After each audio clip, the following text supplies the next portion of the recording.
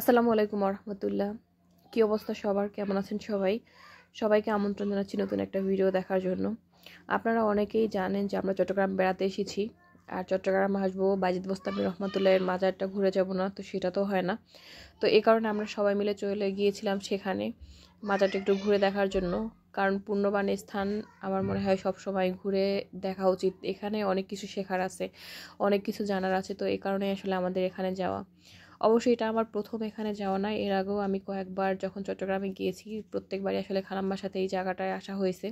তো এবারও তার ব্যতিক্রম হয় না, যেহেতু সবার সাথে আসছি, ফ্যামিলি মেম্বারদের সাথে, তো এই কারণে আসলে এই জায়গাটা ঘুরে দেখা আমার খুব ইচ্ছে ছিল।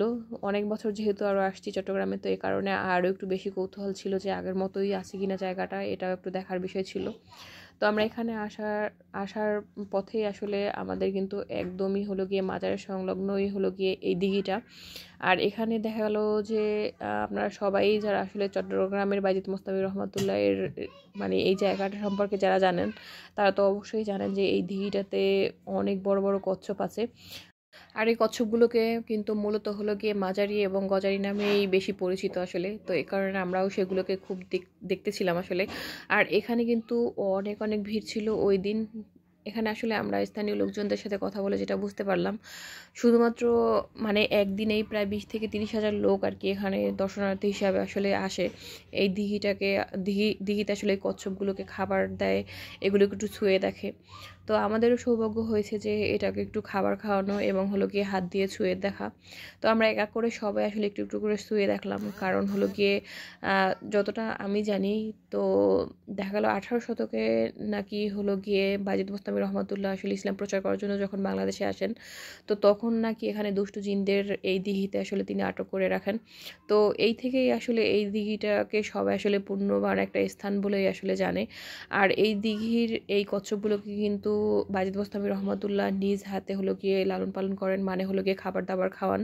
তো এই কারণে আসলে সবার মধ্যে একটা ধারণা যে এই কচ্ছপগুলোকে আসলে খাবার খাওয়ালে আসলে সবারই হয়তো মনের বাসনা পূর্ণ হবে। তো এই কারণে আসলে কিন্তু হাজার হাজার মানুষ সবাই আসলে এগুলোকে একটু ছুঁয়ে দেখে এবং এগুলোকে আসলে নিজ হাতে খাবার খাওয়ায়। এখানে এই কচ্ছপগুলোকে দেখলাম যে অনেক মানুষই আসলে মুড়ি, কলা, এরপর আবার হলো গিয়ে রুটি এগুলোকে খাওয়াচ্ছিল লাঠির মাথায় ধরে। কেউ আবার হাত দিয়ে একটু ছুঁয়ে স্পর্শ করছিল আসলে একটু পুণ্যের আশায়। তো এভাবেই দেখলাম যে আপনারাও ভিডিওতে দেখবেন যে আসলে অনেক অনেক ভিড় ছিল এই কচ্ছপগুলোকে একটু ছুঁয়ে দেখার জন্য আর এগুলোকে একটু খাবার খাওয়ানোর জন্য।